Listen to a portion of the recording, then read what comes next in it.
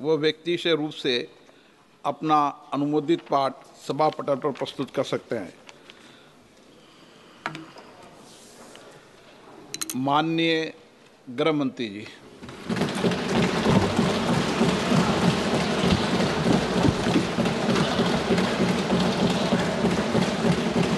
सम्माननीय अध्यक्ष जी, मैं आज पहलगांव में निर्दोष यात्रियों की नृशंस हत्या पाकिस्तानी आतंकवादियों के द्वारा जो की गई और उसके जवाब में देश के प्रधानमंत्री जी ने दृढ़ इच्छा शक्ति का परिचय कराते हुए ऑपरेशन सिंदूर की सेना को परमिशन दी और हमारे वीर जवानों ने सटीकता बहादुरी के साथ पाक स्थित आतंकवादी अड्डों को चूर चूर करने का काम किया। वो घटना पर जो बहस हो रही है, इसमें हिस्सा लेने के लिए मैं खड़ा हुआ हूं। माननीय अध्यक्ष जी, सबसे पहले पहलगांव में जो नृशंस हत्या की गई निर्दोष नागरिकों की, धर्म पूछकर उनको मारा गया, इनके परिवार के सामने मारा गया और बड़ी बर्बरता के साथ ये हत्याएं की गई, इसकी मैं घोर निंदा करता हूं। और जो मारे गए हैं इनके परिजनों के साथ अत्यंत हृदय की गहराइयों से मैं संवेदना भी व्यक्त करना चाहता हूं। ऑपरेशन सिंदूर के जवाब में पाकिस्तान के हमारे नागरिक ठिकानों पर गोलीबारी की, इसमें भी कुछ नागरिक हताहत हुए, गुरुद्वारा भी टूटा, मंदिर भी टूटा। जो भी नागरिक उसमें घायल हुए हैं और जो हताहत हुए हैं, वो सभी के प्रति मैं पूरे सदन की ओर से गहरी संवेदना व्यक्त करना चाहता हूं। माननीय अध्यक्ष जी, कल से यहां पर पक्ष और विपक्ष दोनों की चर्चा चल रही है और स्वाभाविक है जब इस तरह की नृशंस घटना घटे देश में, तब इस पर मुक्त चर्चा भी होनी चाहिए, चिंतन भी होना चाहिए, आगे न हो इसकी व्यवस्था की भी चिंता होनी चाहिए। माननीय अध्यक्ष जी, मैं विषय पर आने से पहले आपके माध्यम से सदन को और सदन के माध्यम से पूरे देश को ऑपरेशन महादेव जो कल एक हुआ है, इसकी जानकारी देना चाहता हूं।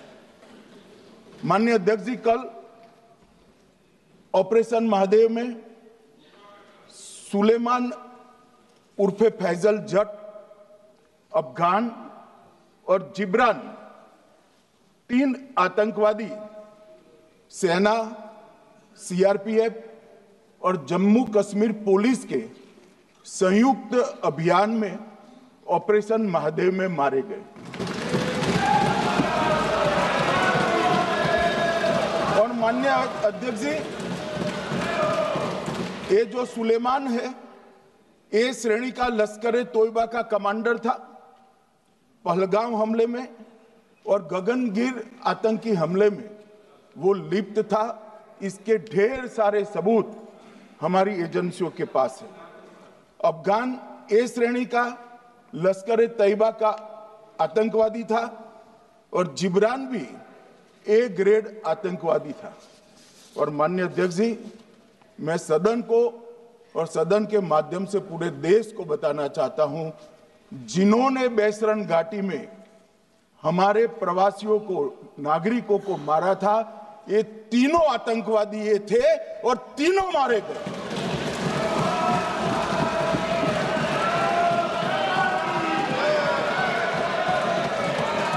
और मान्यवर,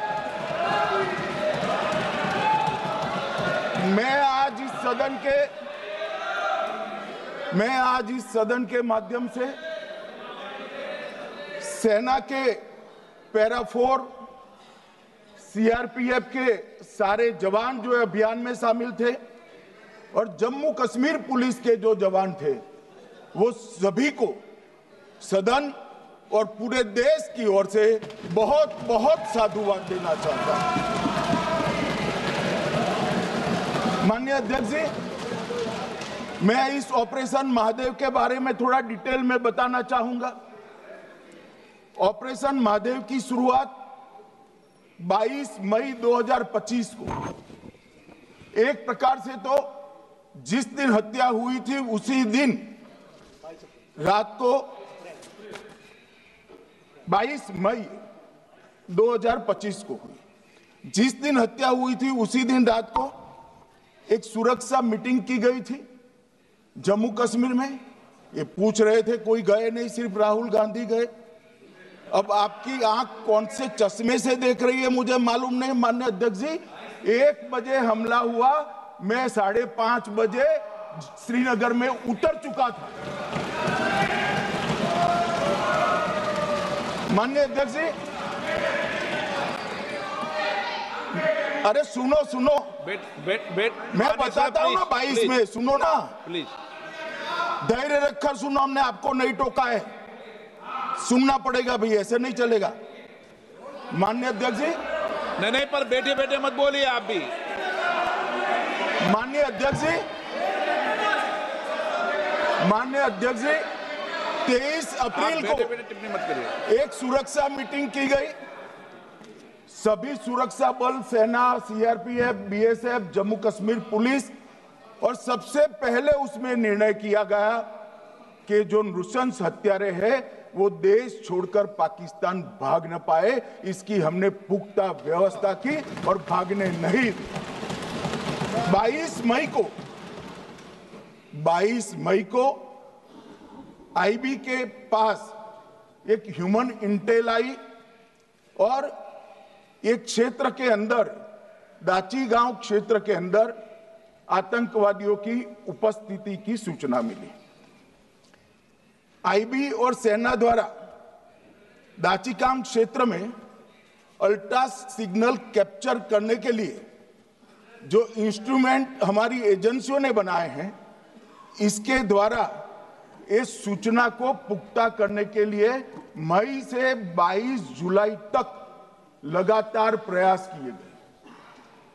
ठंड में ऊंचाइयों पर हमारे सेना के अधिकारी पैदल इनके सिग्नल प्राप्त करने के लिए घूमते रहे, आईबी के अफसर भी घूमते रहे, सीआरपीएफ भी घूमती रही, और मान्यवर 22 जुलाई को हमें सफलता मिली।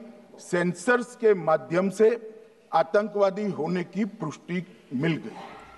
तब 4 पैरा, जो हमारी सेना का एक हिस्सा है, उसकी नेतृत्व में 4 पैरा के जवान, सीआरपीएफ के जवान और जम्मू कश्मीर पुलिस के जवान मान्यवर एक साथ ये आतंकवादियों को घेरने का काम किया।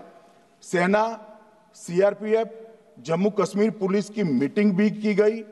जो 5 ह्यूमन एसेट्स थे उनको भी वहां बेचा गया, और कुल मिलाकर कल जो ऑपरेशन हुआ, इसमें हमारे निर्दोष नागरिकों को मारने वाले तीनों आतंकी मौत के घाट उतार दिए। मान्यवर, तीनों के नाम मैंने बताए हैं, सुलेमान उर्फे फैजल जट, अफगान और जिब्रान। मान्यवर, वो तो एक आशंका थी कि यही लोगों ने घटना की है, मगर मैं बाद में एनआईए की जांच पर आता हूं, एनआईए ने पहले से ही इनको, जिन्होंने आसरा लिया था, वो लोगों को गिरफ्तार कर रखा था। उनको खाना पहुंचाने वाले लोगों को अपने कब्जे में रखा था। तो जब आतंकवादियों के शव श्रीनगर आए, इनसे पहचान कराई गई। 4 लोगों ने पहचान लिया, यही 3 लोग थे जिन्होंने पहलगांव में आतंकी घटना को, मगर हमने इस पर भी भरोसा नहीं किया मान्यवर, कोई जल्दबाजी नहीं की। हमने जो आतंकी घटना स्थान से कारतूस मिले थे, वो कारतूस का एफएसएल रिपोर्ट पहले से करा कर रखा था और चंडीगढ़ सेंट्रल एफएसएल के अंदर बैलिस्टिक रिपोर्ट के आधार पर उनका रिपोर्ट तैयार था। जब ये कल आतंकवादी मारे गए, इनकी 3 राइफलें पकड़ी गई। एक M9 अमेरिकन राइफल थी और 2 AK-47 राइफल थी। जो कारतूस मिले थे वो भी M9 और AK-47 के भी थे, मगर हमने इससे भी संतोष नहीं माना। ये राइफलों को एक विशिष्ट विमान के द्वारा कल रात को 12 बजे चंडीगढ़ पहुंचा गया और पूरी रात फायरिंग कर इसके भी खाली खोखे जनरेट किए गए। 2 खोखों का मिलान किया गया, राइफल की नाली और निकले हुए खोखों का भी मिलान हो गया। तब ये तय हो गया कि इन्हीं 3 राइफलों से हमारे निर्दोष नागरिक मारे गए। और मान्यवर, आज मैं सदन को बताते हुए बहुत खुश हूं। मोदी जी ने ऑपरेशन सिंदूर कर आतंकवादियों को जिन्होंने आतंकवादियों को भेजा था, उनके आकाओं को जमीन में मिलाने का काम किया था। सेना और सीआरपीएफ ने वो आतंकवादियों को भी समाप्त कर दिया। और मान्यवर,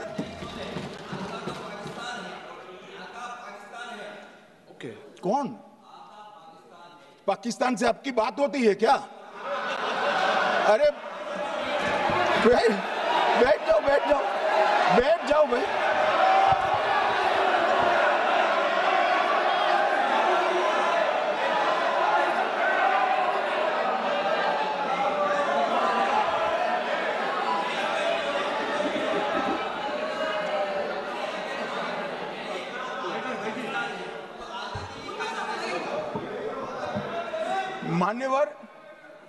मान्यवर, मैं बताता हूं कैसे इनके आका मारे गए, वो भी नाम के साथ बताता हूं, जगह के साथ बताता हूं, घंटे, मिनट और सेकंड के साथ बताता हूं। मान्यवर, मैं तो अपेक्षा करता था कि जब ये सूचना सुनेंगे, पक्ष विपक्ष में खुशी की लहर दौड़ जाएगी, मगर ये स्याही पड़ गई इनके चेहरे। ये क्या है मान्यवर? किस तरह की पॉलिटिक्स? भाई, आतंकवादी मारे गए, आपको इसका भी आनंद नहीं है?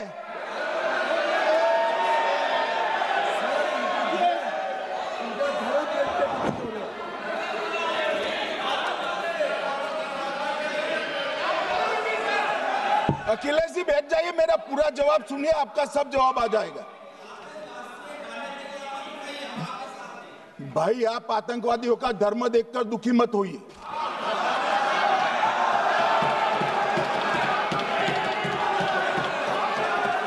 अखिलेश बैठ जाइए यार।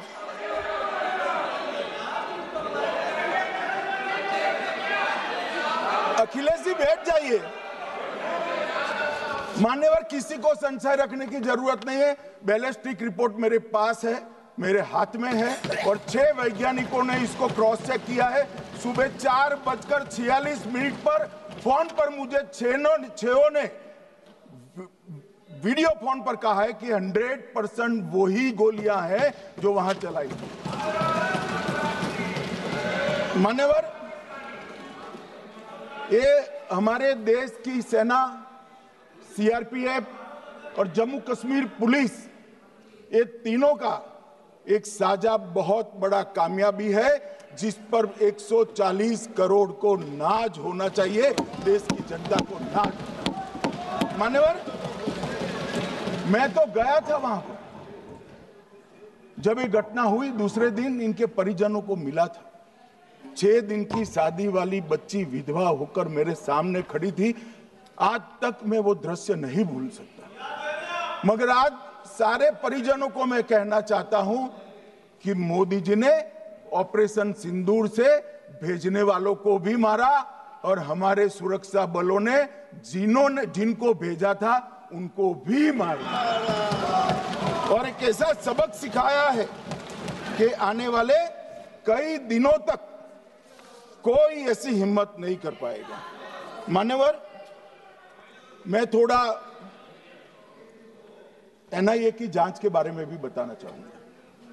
मान्यवर, जिस दिन लश्कर ए तोयबा ने और इसके आउटफिट TRF ने इसकी जिम्मेदारी ली, उसी दिन हमने तय कर लिया था कि ये जांच एनआईए को सौंप दी जाएगी, क्योंकि एनआईए आतंकवाद के केसों की जांच के लिए, वैज्ञानिक तरीके से जांच करने के लिए और सजा कराने के लिए महारत हासिल की हुई विश्व मान्य एजेंसी है, जिसका सजा कराने का दर 96% से ज्यादा है। मान्यवर, हमने तुरंत ही इसकी जांच एनआईए को दे दी। हमने पूरी व्यवस्था की। सेना, BSF, CRPF और जम्मू कश्मीर पुलिस ने कि लोग देश छोड़कर भाग न जाए। और मान्यवर, इसकी जांच की शुरुआत हुई। एक थकाने वाली बहुत लंबी जांच हुई है। जांच के दौरान मृतक के परिजन जो साथ में थे, उनको सभी को चर्चा किए गया। पर्यटकों, खच्चर वालों, पोनी वालों, फोटोग्राफर, कर्मचारियों, विभिन्न दुकान में काम करने वाले लोगों, कुल मिलाकर 1055 लोगों की लंबी 3000 घंटे से ज्यादा पूछताछ इंफॉर्मेशन के लिए की गई और इस सबको वीडियो पर रिकॉर्ड कर दिया गया। और बाद में इसके आधार पर स्केच बनाया गया और ढूंढते 22/6/25 को एक बशीर की पहचान की गई और परवेज की पहचान की गई, जिन्होंने आतंकवादी घटना के अगले दिन आतंकवादियों को शरण दी थी। उनको अपने ढोक में रखा था। वो दोनों को गिरफ्तार कर लिया गया। अब वो हमारी कस्टडी में है। दोनों गिरफ्तार अपराधियों ने खुलासा किया कि 21/4/25 की रात को 8 बजे 3 आतंकवादी बेसरन से लगभग 2 किलोमीटर दूर स्थित परवेज ढोक में आए थे। आतंकवादियों के पास AK-47 और M9 कार्बाइन थी। जो 2 आतंकवादियों ने काली पोशाक पहनी थी और एक ने छद्म वेश किया था। खाना खाया, चाय पी और ढोक से निकलते वक्त कुछ खाना, नमक, मिर्च और मसाले लेकर वो चले गए। मान्यवर, उस वक्त हमने जिन खोखों को रिकवर किया था, इसको हमने चंडीगढ़ FSL में टेस्टिंग के लिए भेज दिया। और जब चंडीगढ़ FSL में टेस्टिंग के लिए भेजा गया तो वही राइफल से एपको आतंकी हमला हुआ था, वो भी निश्चित हुआ। तो आज इसके साथ साथ दूसरे एपको आतंकी हत्या को अंजाम देने वाले आतंकियों का भी इसके साथ ही समाप्ति हुई है, उनको मार दिया गया है। मान्यवर, और इसके बाद में स्केच बनाया गया। गिरफ्तार किए गए दोनों आरोपियों की माता जो थी, इन्होंने ये तीनों आतंकियों के मृतदेहों को पहचान लिया है। दोनों आतंकवादी घटना में साथ लेने वाले उनके साथियों ने भी पहचान लिया है और अब उसकी FSL की पुष्टि भी आज सुबह 4 बजे हो गई थी। अब मैं जांच का पूरा ब्यौरा बताना चाहता हूं। मान्यवर, ये हमले में 3 पाकिस्तानी आतंकवादी थे। हमले में 2 AK-47 और 1 M9 कार्बाइन का प्रयोग किया गया था और अब जो पकड़े गए हैं, इसके सुलेमान के कारण एपको का मामला भी आज रिजॉल्व हो रहा है और आतंकवादियों को पनाह देने वाले 2 स्थानीय लोगों को भी इस केस में पकड़ लिया गया है। अब मान्यवर, कल पूछते थे कहां से आए, कहां गए, किसकी जिम्मेदारी है। भाई, जिम्मेदारी हमारी ही है। हम सरकार में हैं, हमारी ही जिम्मेदारी। मगर मैं पूछता हूं, जब आप सरकार में थे तब क्या क्या हुआ था, इसकी जिम्मेदारी किसकी थी और क्यों निर्वहन नहीं किया, वो भी बाद में पूछूंगा। जरा धीरज से सुनना। मगर मान्यवर, मुझे एक बड़ा दुख हुआ। कल इस देश के पूर्व गृह मंत्री चिदंबरम जी ने सवाल उठाया कि क्या प्रूफ है कि ये आतंकवादी पाकिस्तान से आए, और मान्यवर कब उठाया? जब संसद में चर्चा होने वाली थी। क्या कहना चाहते हैं चिदंबरम साहब? किसको बचाना चाहते हैं? पाकिस्तान को बचाकर आपको क्या मिलेगा?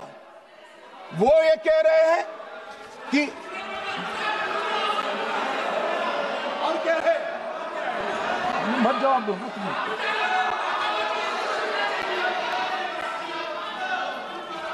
मान्यवर हमारे पास, मैं आज चिदंबरम साहब को कहना चाहता हूं, मैं आज चिदंबरम साहब को आपके माध्यम से कहना चाहता हूं, हमारे पास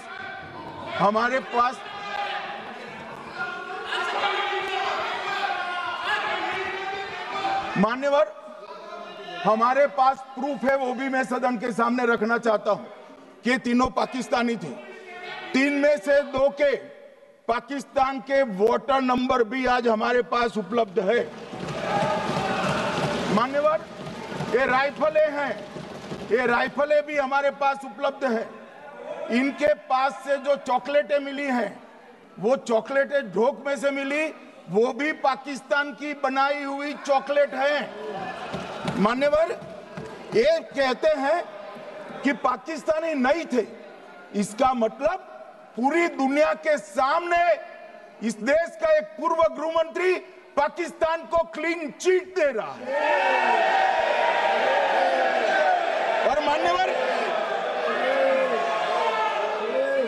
और मान्यवर वो पाकिस्तानी आतंकवादी नहीं थे, ऐसा बोलकर श्री चिदंबरम अगर पाकिस्तानी आतंकवादी नहीं थे तो पाकिस्तान पर हमला क्यों किया, वो भी सवाल खड़ा कर रहे हैं।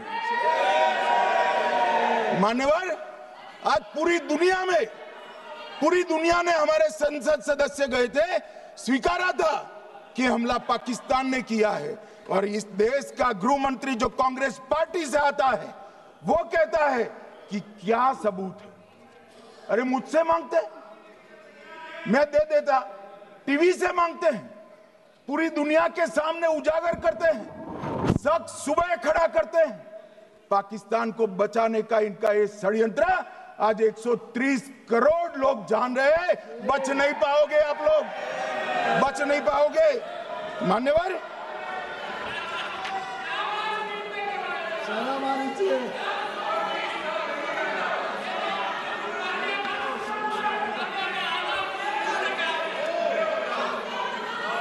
मान्यवर अब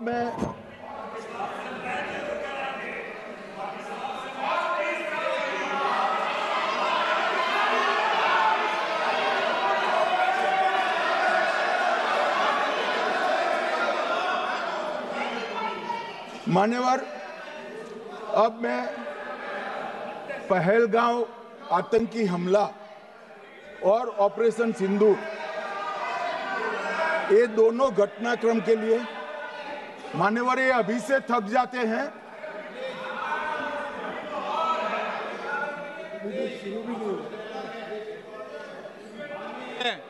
प्लीज बैठिए।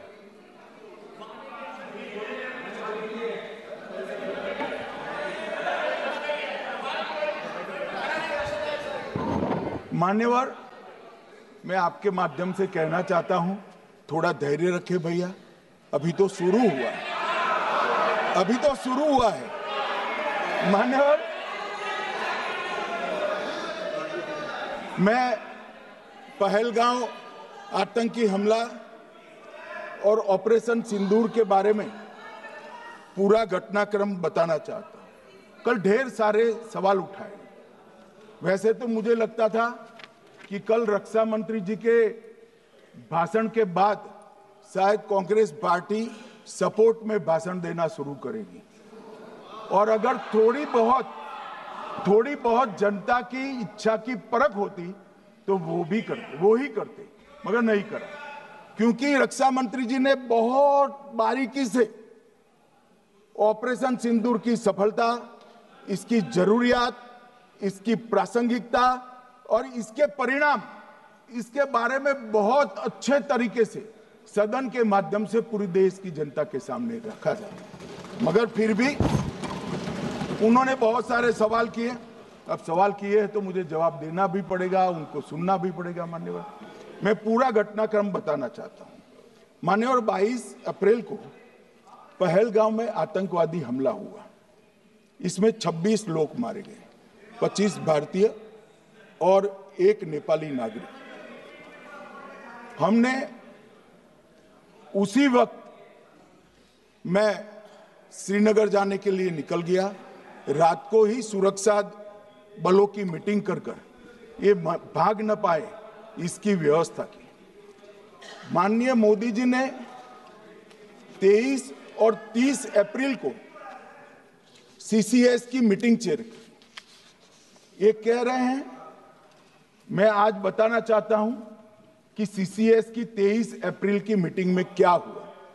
सबसे पहला कांग्रेस पार्टी का ब्लंडर था सिंधु जल संधि, इसको स्थगित करने का काम नरेंद्र मोदी जी ने किया। हमने अटारी के माध्यम से एकीकृत जांच चौकी जो चलती थी उसको बंद कर दिया। पाकिस्तानी नागरिकों के सार्क वीजा को सस्पेंड कर सभी को वापस पाकिस्तान भेजने का काम किया। पाकिस्तान स्थित उच्चायोग में रक्षा, सैन्य, नौसेना के सलाहकारों को अवांछनीय व्यक्ति घोषित किया। संख्या को 55 से घटाकर 30 किया और सीसीएस ने ये संकल्प लिया कि जहां पर भी ये आतंकवादी छुपे हैं उनको और उनकी ट्रेनिंग करने वाले अड्डों को सेना, पुलिस, सीआरपीएफ, बीएसएफ उचित जवाब देगी। मान्यवर, जिस तारीख को ये हुआ उसी दिन ये निर्णय हो चुका। मान्यवर, इसके बाद में कल गोगाई जी कहते थे मोदी जी 24 को पहलगाम जाने की जगह बिहार गए।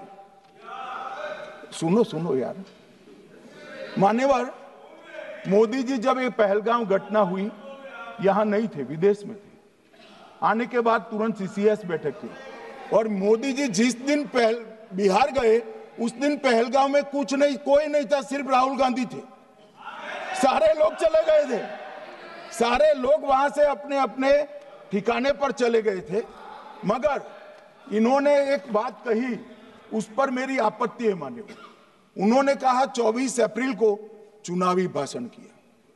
मान्यवर, देश का नेतृत्व करने वाले देश के प्रधानमंत्री की फर्ज होती है कि देश की संप्रभुता पर, देश के नागरिकों पर अगर ऐसा जघन्य हमला होता है तो जनता की भावनाओं के अनुरूप जवाब देना चाहिए। मान्यवर, मैं आज आपकी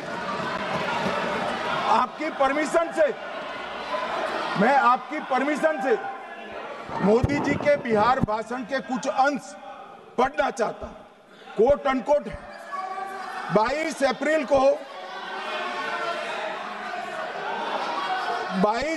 को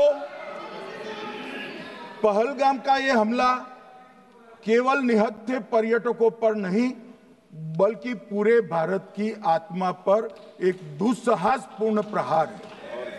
आतंकवाद के प्रति दृढ़ और कड़ा रुख, आतंकियों और इसके हमले की साजिश रखने वालों की कल्पना से भी बढ़कर उनको सजा दी जाए। मान्यवर, महत्वपूर्ण है आतंकियों और इसकी साजिश रचने वाले दोनों को। आतंकियों की बची खुची जमीन भी मिट्टी में मिलाने का समय आ गया है। 140 करोड़ भारतीय इस बात के लिए एकजुट है कि आतंक के आकाओं की कमर तोड़ दी जाएगी। भारत हरेक आतंकवादी और उनके समर्थकों की पहचान करेगा, उनका पता लगाएगा और उन्हें दंडित करेगा। आतंकवाद कभी भी भारत की आत्मा नहीं तोड़ पाएगा। न्याय सुनिश्चित करने का मैं हर संभव प्रयास करूंगा। अनकोट अब इसमें किसी को चुनावी भाषण दिखाई पड़ता है तो उसकी समझ शक्ति पर बहुत सारे सवालिया निशान लग जाते हैं। ये चुनावी भाषण नहीं है, आतंकवाद के खिलाफ लड़ने का 140 करोड़ भारतीयों का प्रतिघोष है जो मोदी जी ने वहां दिया। इनको चुनावी भाषण दिखाई पड़ता है। जैसे चश्मे होते हैं ऐसी ही दृष्टि होती है। मान्यवर, इसके बाद 30 अप्रैल को मान्यवर 30 अप्रैल को सीसीएस की बैठक हुई, पहले 23 को हुई थी। उसमें सशस्त्र बलों को पूर्ण ऑपरेशन की फ्रीडम दे दी गई। प्रधानमंत्री मोदी जी ने सीसीएस की उपस्थिति में रक्षा मंत्री, एनएसए और सेनाओं के प्रमुख के साथ बैठकर पूर्ण ऑपरेशनल फ्रीडम देने का काम किया और इसके बाद ये ऑपरेशन सिंदूर हुआ। मान्यवर, ऑपरेशन सिंदूर 7 मई को रात को 1:04 से 4 मिनट से 1:24 तक चला। उसमें पाकिस्तान के 9 आतंकी ठिकानों को ध्वस्त कर दिया और पूरी दुनिया ने इसके दृश्य देखे। साहब, इससे बड़ा संयमित हमला नहीं हो सकता। आजकल दुनिया में युद्ध चल रहे हैं, हम देख रहे हैं, बच्चे मर रहे हैं, महिलाएं मर रही, निर्दोष मर रहे हैं। हमने 9 आतंकी अड्डों को समाप्त किया, परंतु एक भी सिविलियन नहीं मारा गया, केवल और केवल आतंकी मारे गए। स्थान थे मरकज सुभान अल्लाह बहावलपुर, मरकज तैयबा मुरीद के, महमूना जाया कैंप सियालकोट, अरे नाम सुनो काम में आएंगे, सरजाल camp Sialkot, Sawai Nala camp Muzaffarabad, Syedna Bilal camp Muzaffarabad, Gulpur camp Kotli, Barnala camp Bhimber और अब्बास कैंप कोटली।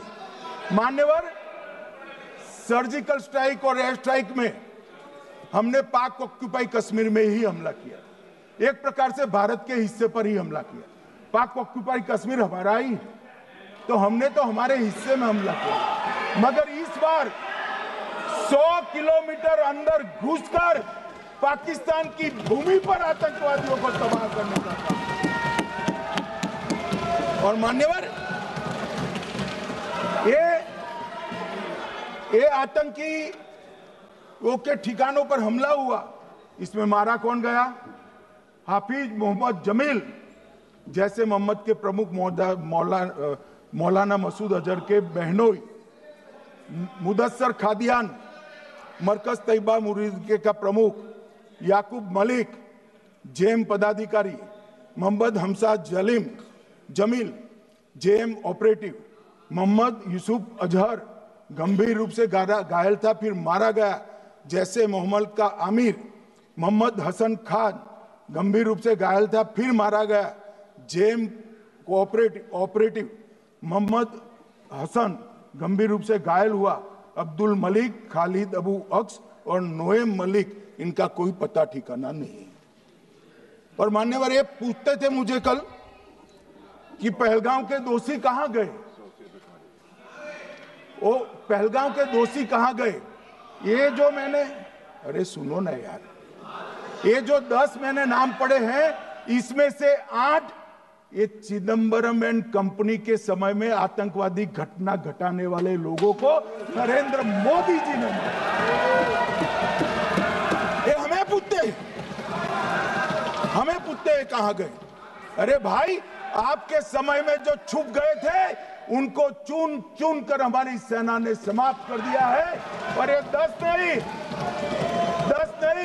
कल राजनाथ जी घबराते घबराते बोले हैं, अब ऑथेंटिक शब्द का है, मैं बढ़ा नहीं सकता, मगर कम से कम 100 लोगों को हमारी सेना ने समाप्त, 100 से अधिक लोगों को हमारी सेना ने समाप्त करने का काम। मान्यवर, और इस पर भी गर्व नहीं कर सकते आप, इस पर भी गर्व नहीं कर सकते।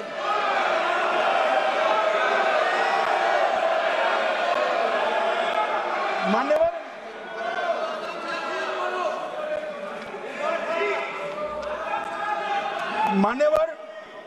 7 मई को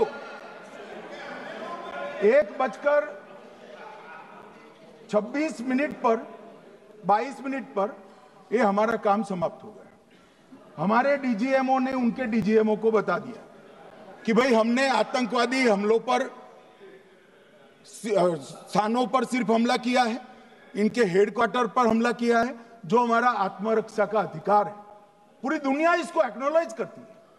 ऐसा नहीं हो सकता है मनमोहन सिंह के समय की तरह कि वो आकर मारेंगे और हम चुपचाप बैठे रहेंगे और जाकर चर्चा करेंगे। ये नरेंद्र मोदी सरकार, ऐसा नहीं हो सकता। डोजियर भेजते रहेंगे। मान्यवर, उरी में हमला हुआ, हमने सर्जिकल स्ट्राइक किया। पहलगाम में हमला हुआ, एयर स्ट्राइक करा, और अरे पुलवामा में हुआ, एयर स्ट्राइक करा, और पहलगाम में हमला किया। 100 किलोमीटर अंदर जाकर 9 अड्डों और 100 से ज्यादा आतंकवादी को समाप्त। मान्यवर, अब देखें,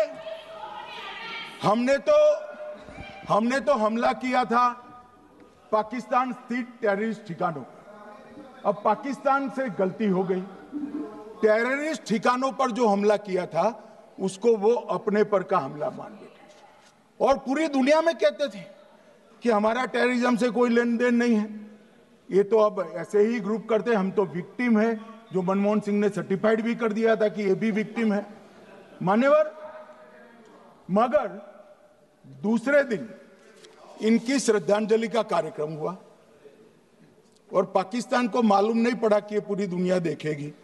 सेना के आला अफसर उनके नमाजे जनाजा में उपस्थित हुए, उनके जनाजे को कंधा दिया और ये सारे आतंकवादियों के जनाजे के जुलूस के अंदर पाकिस्तानी सेना, इनके अफसर, आईएसआई के अफसर, वहां की पुलिस के अफसर अश्रुभीनी आंख के साथ जुड़े थे। और मान्यवर, ये सिंदूर ने पाकिस्तान को पूरी दुनिया में एक्सपोज कर दिया कि पाकिस्तान के अंदर टेररिज्म स्टेट स्पॉन्सर्ड टेररिज्म है।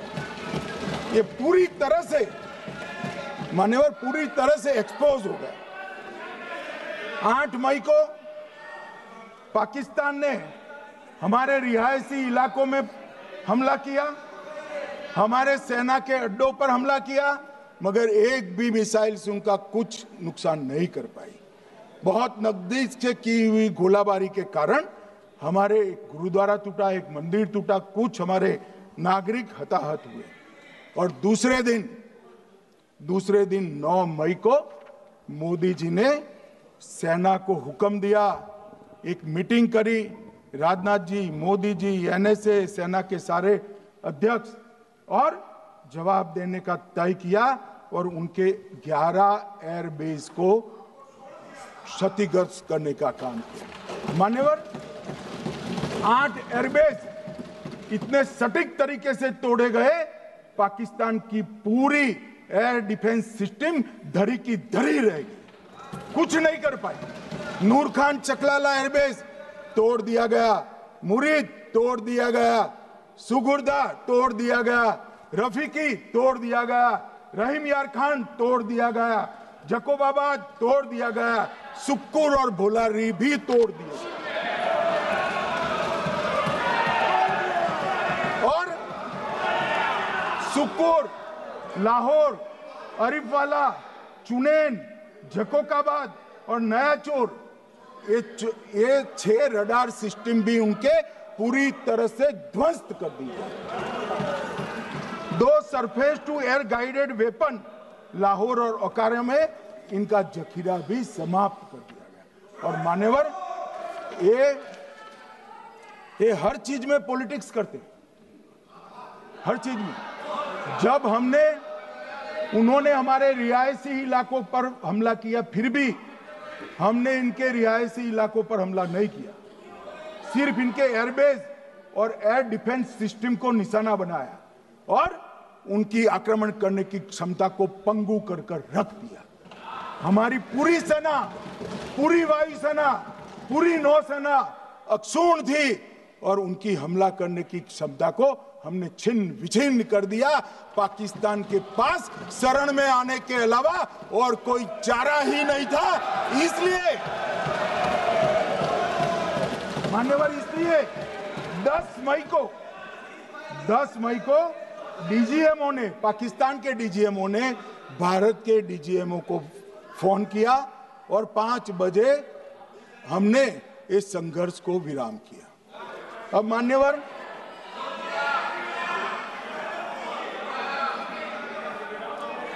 ये लोग कल सवाल उठा रहे थे कि इतनी अच्छी पोजीशन में थे, आपने युद्ध क्यों नहीं किया? युद्ध के कई परिणाम होते हैं मान्यवर, करना न करना वो सोचकर करना पड़ता है। मगर मैं इसी देश के इतिहास से कुछ घटनाएं बताना चाहता हूं। 1948 में मान्यवर, कश्मीर में हमारी सेनाएं निर्णायक बढ़त पर थी। सरदार पटेल ना बोलते रहे, जवाहरलाल नेहरू जी ने एक तरफा युद्ध विराम कर दिया। और मान्यवर, मैं बड़ी जिम्मेदारी के साथ कहता हूं, मैं इतिहास का विद्यार्थी हूं। पाक ऑक्यूपाई कश्मीर का अगर अस्तित्व है तो जवाहरलाल नेहरू जी की ये युद्ध विराम के कारण है। इसका जिम्मेदार जवाहरलाल नेहरू है। मान्यवर, 1960 में सरदार पटेल ने विरोध किया था, गाड़ी लेकर आकाशवाणी तक गए थे, घोषणा न करते दरवाजे बंद कर दिए थे। मान्यवर, 1960 में सिंधु जल पर भौगोलिक व रणनीतिक रूप से हम बड़े मजबूत थे और उन्होंने सिंधु समझौता क्या किया? 80% भारत का पानी पाकिस्तान को दे दिया। मान्यवर, 62 के लड़ाई की बात मैं बाद में करता हूं। 65 की लड़ाई में हाजीपीर जैसे स्ट्रेटेजिक जगह पर हमने कब्जा किया था। 66 में उसको लौटा दिया गया। मैं 71 के युद्ध की भी बात करना चाहता हूं। मान्यवर, 71 में कल राजनाथ जी ने भी बताया, पूरे देश ने इंदिरा जी का समर्थन किया। उन्होंने पाकिस्तान के 2 टुकड़े कर दिए। बहुत बड़ी विजय थी भारत की और सदियों तक भारत इस विजय पर गर्व करेगा। हम सब भी करते हैं, हमें कोई आपत्ति नहीं। मगर हुआ क्या मान्यवर? युद्ध की विजय की चकाचौंध में क्या हुआ? 93 हजार युद्ध बंदी हमारे पास थे, 93 हजार, और 15,000 वर्ग किलोमीटर क्षेत्र पाकिस्तान का हमारे पास था। 93 हजार युद्ध बंदी, उस वक्त की पाकिस्तान की सेना का 42% और 15,000 वर्ग किलोमीटर क्षेत्र। मगर शिमला में समझौता हुआ, पाक ऑक्यूपाई कश्मीर मांगना ही भूल गए। अगर उस वक्त पाक ऑक्यूपाई कश्मीर मांग लेते, न रहेगा बांस, न बजती बांसुरी। ये कैंप तोड़ने की जरूरत न पड़ती साहब आपको, हमको। मान्यवर, इतना ही नहीं, पाक ऑक्यूपाई कश्मीर तो नहीं लिया, मांगना ही भूल गए। 15,000 वर्ग किलोमीटर की जीती हुई भूमि भी वापस दे दी। तय हुआ था पाकिस्तानी नरसंहार के लिए युद्ध अपराध न्यायाधिकरण बनेगा, नहीं बना। सेना ने पूर्वी पाकिस्तान में नरसंहार किया था। 195 पाकिस्तानी अधिकारियों पर मुकदमा चढ़ना था। भुट्टो अपने साथ इंदिरा जी के सामने से छुड़ा कर ले गए। जनरल मानेक शॉ का एक कोट अनकोट कहता हूं, जनरल मानेक शॉ का, जो एक प्रकार से आर्किटेक्ट माने जाते हैं बांग्लादेश विजय के, इन्होंने कहा कि भुट्टो ने भारत के नेतृत्व को मूर्ख बनाया। अब जो शब्द है, मैं आप कोट अनकोट है, इसमें मेरा कुछ नहीं है, ये लोग गुस्सा न हो सकते। I told her into bracket Indira Gandhi, Indira ji को कहा, that he into bracket Bhutto के लिए, he has made monkey out of you. समझ में आता है? ये फील्ड मार्शल साहब ने कहा है, मान्यवर, और ये हमें सिखा रहे, ये नहीं किया, वो नहीं किया, फलाना नहीं किया, ठिकाना नहीं किया। अरे भाई, आप तो पाकिस्तान को क्लीन चिट दे रहे हो कि पाकिस्तान ने हमला ही नहीं किया है। क्या अधिकार है आपको पूछने का? कोई अधिकार नहीं है साहब। देखिए क्या होता है, मैंने कहा पाकिस्तान को क्लीन चिट दे रहे हो, तो कनी मोदी जी कह रही है कि नहीं, हम नहीं दे रहे। कनी मोदी जी, माननीय अध्यक्ष जी, आपके माध्यम से मैं कनी मोदी को बताना चाहता हूं, माननीय सदस्य जी को, कि वो कह रही है हमने नहीं दिया, मगर जिसके साथ बैठते हो उसका दोस्त तो आपके सर पर आएगा ना। चिदम्बरम जी कर रहे हैं, आपके राज्य से है, कांग्रेस के प्रमुख नेता है, देश के पूर्व गृह मंत्री कह रहे हैं कि पाकिस्तान ने आतंकवादी नहीं भेजे थे। क्या क्लीन चिट देना चाहते? किसी को अधिकार नहीं है साहब यहां आतंकवाद पर बोलने का, किसी को अधिकार नहीं। मान्यवर, मैं अब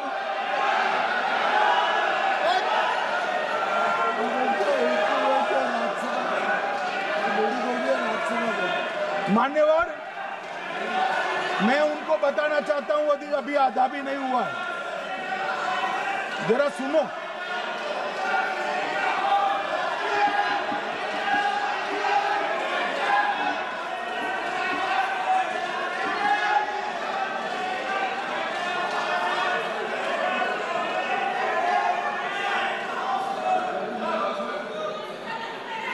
मान्यवर, 62 के चिन्ह में क्या हुआ, 62 के युद्ध में क्या हुआ? मान्य, ये अभी कल कुछ कांग्रेस के सदस्य चीन का सवाल पूछ रहे थे, मैं आज पूछना चाहता हूं 62 के युद्ध में क्या हुआ?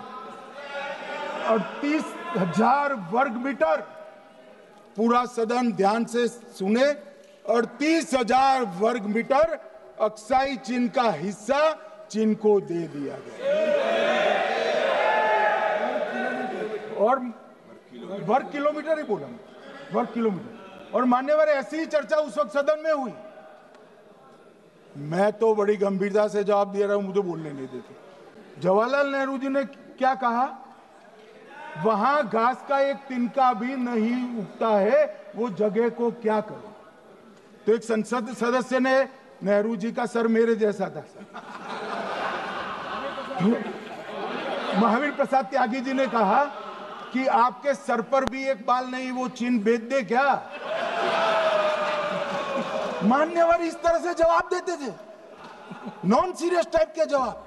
और कल गोगोई जी बड़ा बड़ा उछल कर बोल रहे थे। अरे गोगोई जी, आपको मालूम है उन्होंने चीन के बारे में, आसाम के बारे में क्या क्या था? आसाम को आकाशवाणी पर बाय बाय कह दिया था। रिकॉर्डिंग है, रिकॉर्डिंग है।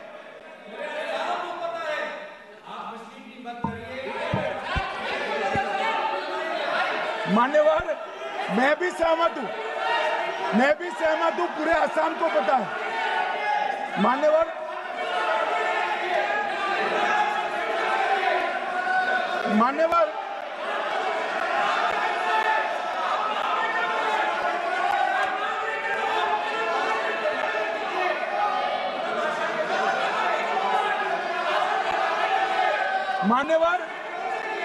मुझे मालूम है पूरे आसाम को पता है, इसीलिए तो वो विरोध पक्ष में बैठे हैं वहां पर आसाम में, पूरे आसाम को पता है।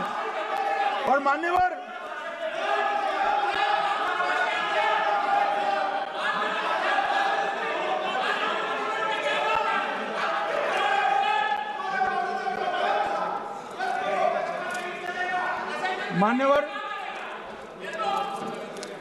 मान्यवर, जोर से बोलने से सत्य को छिपाया नहीं जा सकता।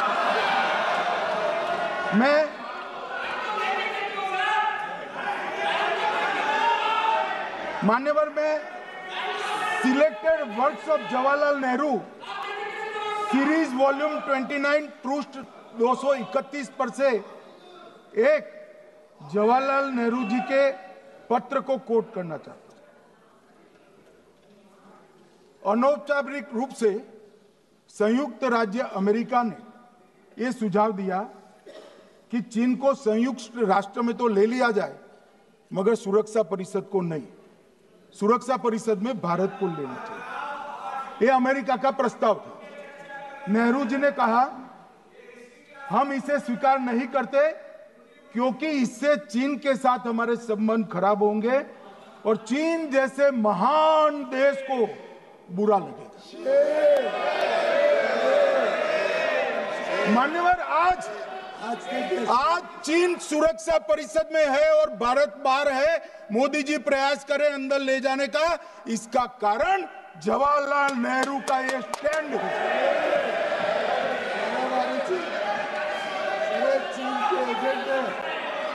और मान्यवर, ये तो पीढ़ी दर पीढ़ी चलता आ रहा है। राजीव गांधी फाउंडेशन ने चीन के साथ एमओयू कर दिया। अब कहते नहीं है कि एमओयू में क्या था, ये तो बताओ भाई, क्या एमओयू किया था राजीव गांधी फाउंडेशन ने? और जब डोकलाम में हमारे सेना के जवान चीन की सेना के सामने आंख में आंख डालकर बैठे थे, वो चीन के राजदूत के साथ राहुल गांधी मीटिंग कर रहे थे। ये मान्यवर ऐसा नहीं है।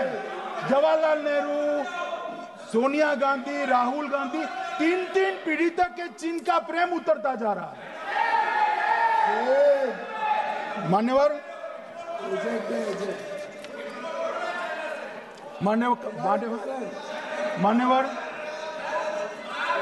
मैं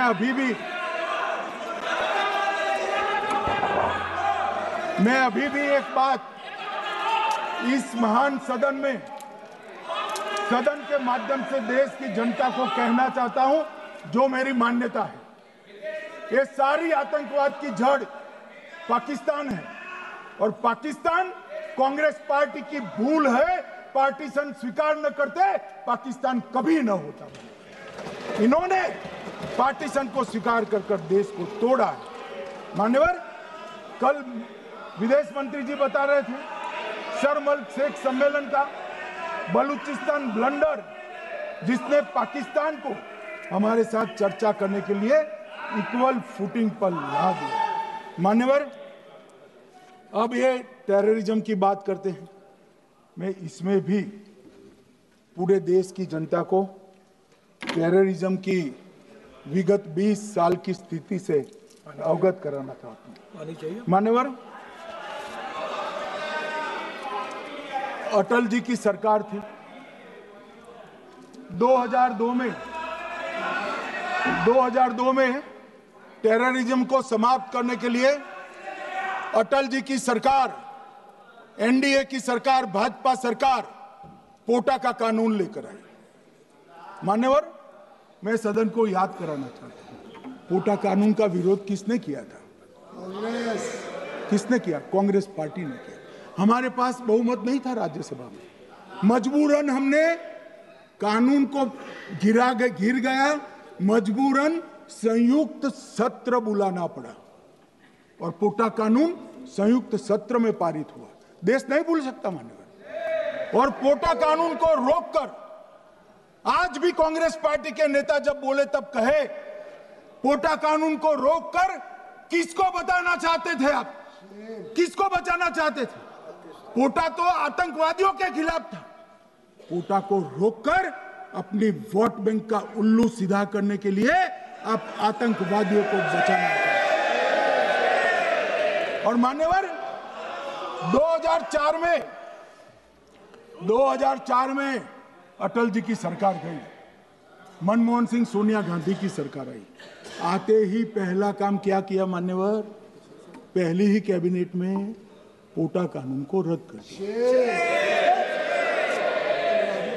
मैं फिर से पूछता हूं, किसके फायदे के लिए कांग्रेस पार्टी ने पोटा कानून रद्द किया? जवाब दीजिए जरा यहां पर। और मान्यवर, इसके बाद क्या हुआ? 2004 के दिसंबर में पोटा कानून रद्द हुआ। 2005 में अयोध्या में रामलल्ला के टेंट पर हमला हुआ, आतंकवादी मारे गए। मुंबई लोकल ट्रेन 2006-5 में रामलल्ला पर हमला, 6 में मुंबई ट्रेन में बम धमाके 187 लोग मारे गए। 2006 डोडा उधमपुर में हिंदुओं पर हमला, 34 लोग मारे गए। 2007 हैदराबाद 44 लोग मारे गए। 2007 यूपी लखनऊ वाराणसी 13 लोग मारे गए। रामपुर सीआरपीएफ कैंप, वहां पर हमला हुआ 2008 में।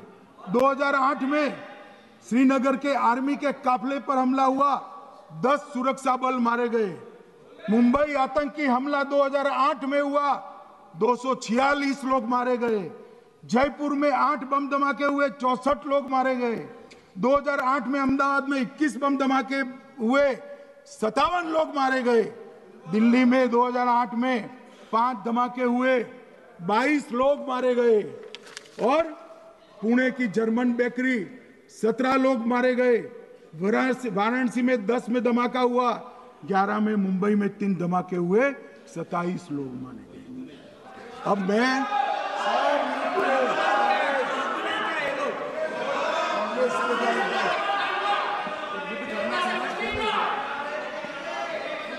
मान्यवर,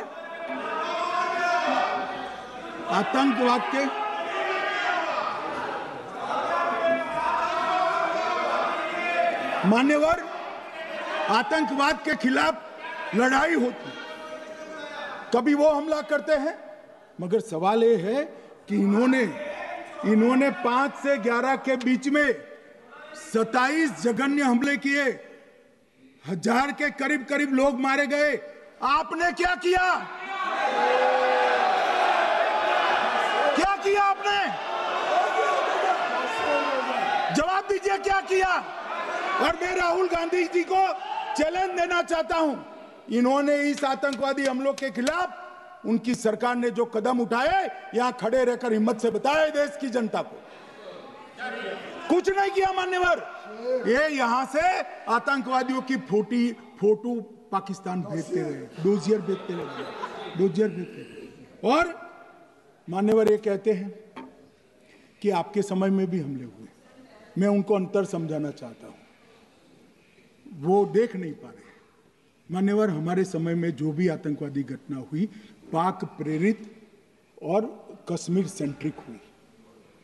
देश के हिस्से में 2004 से 2014 से 2025 तक एक भी घटना नहीं हुई है मान्यवर। ये नरेंद्र मोदी सरकार है मान्यवर। और कश्मीर में भी आज स्थिति ऐसी हुई है, उनको पाकिस्तान से आतंकवादी भेजने पड़ते हैं।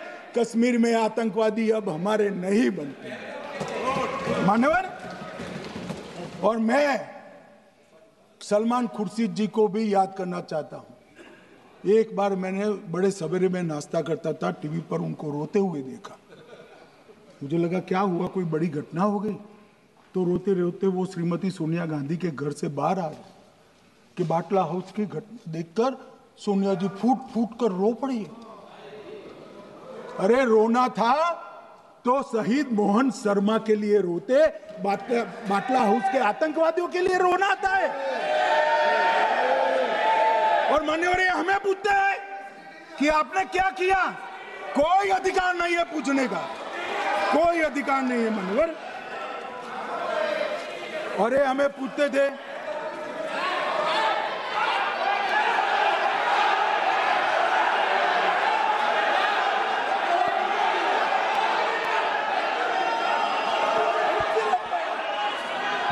मान्यवर, अभी 25% बाकी।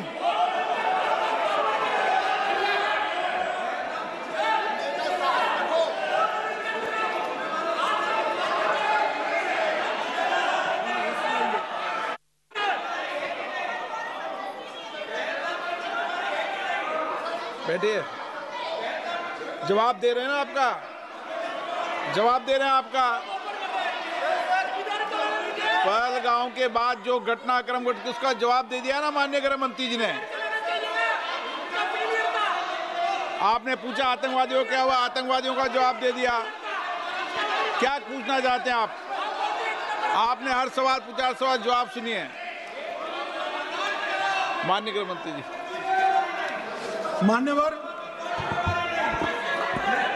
मान्यवर, इन लोगों को कल ऐसा था कि ये जो बहसरन के गुनहगार है वो पाकिस्तान भाग गए, तो बड़े आवाज से पूछते थे, भाग गए भाग गए भाग गए, गृह मंत्री क्या करता है, जिम्मेदारी ले। हमारी तो सेना ने ठोक दिया, सीआरपीएफ ने ठोक दिया। मान्यवर, अब मेरा तो जवाब बनना ना देता है ना वो मांगना बनता है, मगर मैं उनको कुछ पूछना चाहता हूं।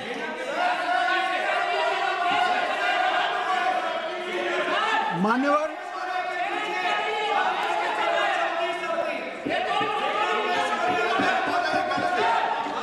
प्लीज, मारेगी तो सेना है ना, सेना अब ऐसे भी मारेगी ना, तो वो भी ये कह रहे हैं सेना और सीआईएसएफ ने मारा।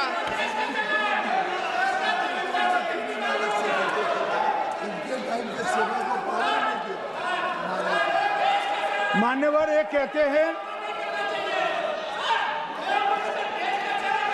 साहब इसको बिठाओ जरा।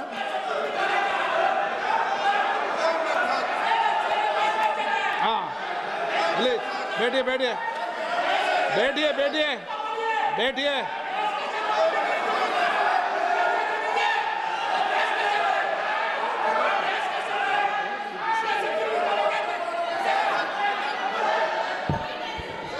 सबको मान्यवर, ये लोग मुद्दा उठाना चाहते हैं तो जरूर उठाए।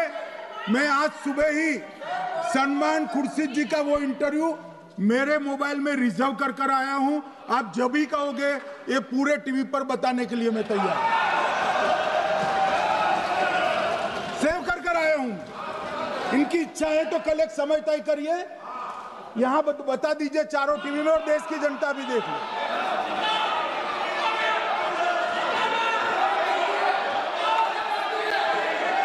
मान्यवर कह रहे हैं बताओ, आप बताओ, बताना है या नहीं बताना, ले पूछो ना उनको। Please please.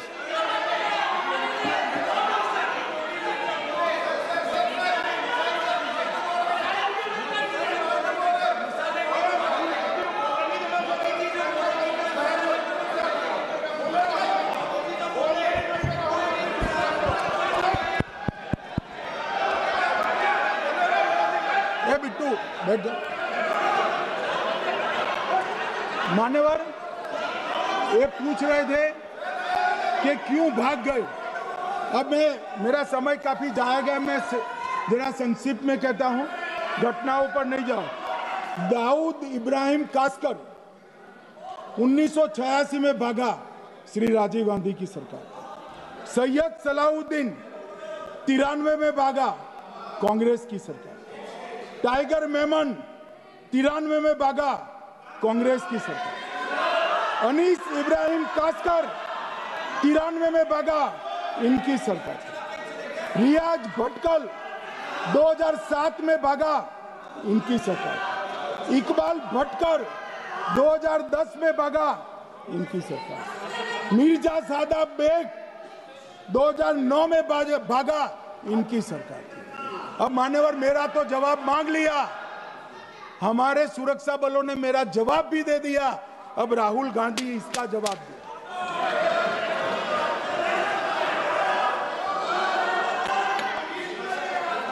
मान्यवर, अब मैं कश्मीर के विषय में मैं बात करना चाहता हूं। कल कहते थे कि गृह मंत्री ने भाषण किया था कि 370 की कलम जाएगी तो आतंकवाद कम हो जाएगा। क्या हुआ? मान्यवर, मेरा हिसाब देना बनता है। हम भारतीय जनता पार्टी के कार्यकर्ता हैं, ये नरेंद्र मोदी जी की सरकार है, हम जवाबदेह होते हैं जनता के प्रति, संसद के प्रति और देश के हितों के प्रति।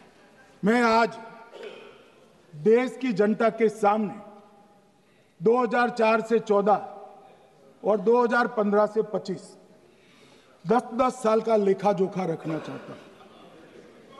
2004 से 14 में अखंड सोनिया मनमोहन की सरकार थी 10 साल की, और 15 से 25 अखंड रूप से नरेंद्र मोदी जी की सरकार। कश्मीर में टेरर इंसिडेंट 7,217 हुए थे 2004 से 14 में। 70% की कमी के साथ 2150 हो गए 1525। नागरिकों की मृत्यु 2004 से 14 में 1770 हुई, 2015 से 25 में कम होकर 357 हो गई, 80%। सिक्योरिटी फोर्सेस की मृत्यु 1060 हो गई उस वक्त, और हमारे समय में 542 हुई, और टेररिस्टों की मृत्यु में 123% की वृद्धि हुई। ये हमें पूछ रहे हैं क्या हुआ? आंकड़े से भाग नहीं सकते भाई, आंकड़े से भाग नहीं सकते। और अब मैं कहता हूं कि धारा 370 ने कश्मीर में आतंकवादी इकोसिस्टम को नष्ट कर दिया है, जिस धारा 370 को आपने इतने साल तक बचा कर। हमने जीरो टेरर प्लान बनाया है, एरिया डोमिनेशन प्लान बनाया है, मल्टी लेवल डिप्लॉयमेंट किया है, सुरक्षा जेलें बनाई हैं, 98% ट्रायल अब वीडियो पर हो रहे हैं। हमने संचार साधन बसाए हैं और 702 फोन विक्रेता जेल में डाले, 2667 सिम कार्ड बन गए। हमने, एक जमाना था साहब 10-10 हजार लोगों के जनाजे निकलते थे, पूरे देश ने घटनाएं देखी होगी, बुरहान वानी मर गए, फला मर गए, ढिका मर गए, 10-10 हजार। अब जो मारा जाता है उसको वही दफना दिया जाता है। किसी भी आतंकवादी को उसका महिमा मंडन करने के लिए जनाजे की इजाजत नरेंद्र मोदी के शासन में नहीं। मान्यवर, आतंकवादियों के सगे वाले और समर्थक चुन चुन कर हमने नौकरियों से निकाले, पासपोर्ट रद्द कर दिए हैं, गवर्नमेंट कॉन्ट्रैक्ट रद्द कर दिए हैं, 75 से ज्यादा आतंकी समर्थकों को कोर्ट से ऑर्डर लेकर सरकार से बर्खास्त कर दिया गया है। बार काउंसिल उनके समर्थकों से भरी थी, सस्पेंड कर नया लोकप्रिय चुनाव हमने कराया है। मान्यवर, कई संगठन बैन करे, मैं बाद में बताता हूं। विशेष यूएपीए अदालतें बनाई हैं, लगभग मार्च 22 से 25 के बीच में यूएपीए के 2267 मामले हमने जब्त किए हैं, दर्ज किए हैं, 374 कुर्की किए हैं। और परिणाम क्या है मान्यवर? ये पूछ रहे हैं परिणाम क्या है? शुतुरमुख वृत्ति से अगर मिट्टी में सर रखकर बैठोगे तो कुछ नहीं, सूर्य भी नहीं दिखेगा। मान्यवर, परिणाम आया है। पहले ऑर्गेनाइज्ड टॉन्ट पेल्टिंग साल की 2654 होती थी एवरेज इनकेस में। कितनी मान्यवर? 2654 पथराव होते हैं, 2024 में 0 हो गए। मान्यवर, ऑर्गेनाइज हड़ताल पाकिस्तान से ऐलान करते थे, घाटी बंद रहती थी। पाकिस्तान की भी हिम्मत नहीं है, घाटी में भी हिम्मत नहीं है। इनके समय में साल में 132 दिन घाटी बंद रहती थी, अब ऑर्गेनाइज हड़ताल 3 साल से 0 है। मान्यवर, टॉन्ट पेल्टिंग में नागरिकों की मृत्यु हर साल 112 होती थी, 3 साल से नागरिकों की मृत्यु 0 है। मान्यवर, जख्मी होते थे 6235 लोग टॉन्ट पेल्टिंग में, आज 0। मान्यवर, आज मैं बताता हूं, एक समय में हुर्रियत के नेताओं को यहां वीआईपी ट्रीटमेंट मिलती थी, हुर्रियत के साथ चर्चा करते थे, और ये हुर्रियत वाले आते थे, रेड कारपेट पूरा रोड खाली कर सीधा आता था, और मनमोहन सरकार के दूत इनके साथ चर्चा करते थे। सारे हुर्रियत के कंपोनेंट हमने बैन कर दिए हैं, सारे जेल की सलाखों के पीछे। हम कोई हुर्रियत से बात करना नहीं चाहते। मैं सदन में नरेंद्र मोदी जी की नीति दोहराना चाहता हूं। हुर्रियत टेररिस्ट संगठनों के आउटफिट है, हम इनसे बात नहीं करेंगे। हम अगर किसी से बात करेंगे तो घाटी के युवाओं के साथ बात करेंगे, हुर्रियत के साथ बात। मान्यवर, चुनावों के दौरान डर का माहौल होता था, अब 98.3% मतदान हुआ पंचायत चुनाव। कांग्रेस की बंद बहिष्कार का समय बंद हो गया। सेपरेटिस्ट बात करना चाहते थे, अब वो नहीं कर सकते। और मान्यवर, 2019 के बाद हमने कितने संगठन बैन करे, मैं बोलना चाहता हूं, थोड़ा समय चाहिएगा मान्यवर। The TRF, people's anti fascist front, Tehreek ul Mujahideen, Jamaat ul Mujahideen Bangladesh Hindustan, Jammu Kashmir Ghaznavi force, Khalistan tiger force, Hizb ut Tahrir, Jamaat Islami, जो जमात इस्लामी ने पूरे पाकिस्तान के अंदर एक प्रकार से अलगाववाद का जहर घोला, वो जमात इस्लामी आज बंद कर दिया गया। Jammu Kashmir liberation front, Jammu Kashmir democratic freedom party, Muslim League Jammu Kashmir, Tehreek Hurriyat, Muslim conference सुमजी गुट, Jammu Kashmir national front, Jammu Kashmir people's freedom league, Jammu Kashmir people's league, Jammu Kashmir Ittehadul Musalman Awami action committee, Sikhs for justice और पॉपुलर फ्रंट ऑफ इंडिया को भी हमने बैन किया। और ये शांति ऐसे नहीं हुई है। और ये कहते हैं कि एक भी घुसपैठ नहीं होती है। कभी गए हो आप पाकिस्तान? तो कई बार गए हो गए आप सीमा पर गए हो? पाकिस्तान तो कई बार गए हो, फिर से बोलता हूं, सीमा पर गए हो, सीमा के माध्यम से पाकिस्तान गए हो। हमारे जवानों की कठिनाई देखो साहब, -43 डिग्री में पहाड़ पर रहकर नदी नालों के बीच में चौकी करते हैं। कोई घुस गए तो क्या हुआ? कोई घुस गया, वो बचेगा नहीं। यहां हम उसको या तो अरेस्ट करेंगे या तो एनकाउंटर में वो मारा जाएगा, बचेगा कोई नहीं।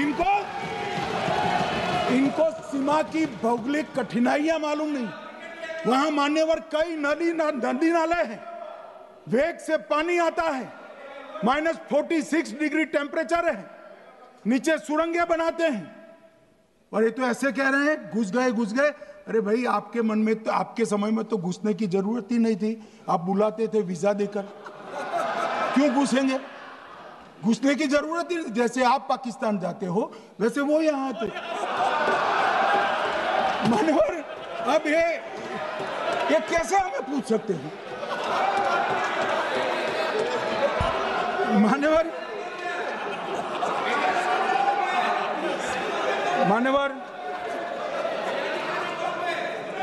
मैं समझ रहा हूं, मान्यवर मैं समझ रहा हूं, पोटा का विरोध करने वाले को नरेंद्र मोदी की आतंकवादी विरोधी नीति नहीं पसंद आई। मैं समझ रहा हूं, पोटा रद्द करने वाले को नरेंद्र मोदी जी की एंटी टेरर नीति पसंद नहीं आई। मैं समझ रहा हूं, टेररिस्टों का बचाव कर वोट बैंक बनाने वालों को एक कोई नीति पसंद नहीं आएगी। मानवर, इसका विरोधी होना है। परंतु मैं आज एक बात यहाँ सदन के सामने आपके माध्यम से सदन को और दुनिया को बताना चाहता हूँ। मानवर, ये नरेंद्र मोदी सरकार है, टेररिज्म के खिलाफ हमारी जीरो टॉलरेंस की नीति है, ऑफर है, और हम विजयी हो। और मान्यवर, मैं फिर से अंत में ऑपरेशन महादेव में जुड़े हुए सेना, CRPF और जम्मू कश्मीर पुलिस के सभी जवानों को 2 हाथ जोड़कर प्रणाम कर बहुत बहुत साधुवाद।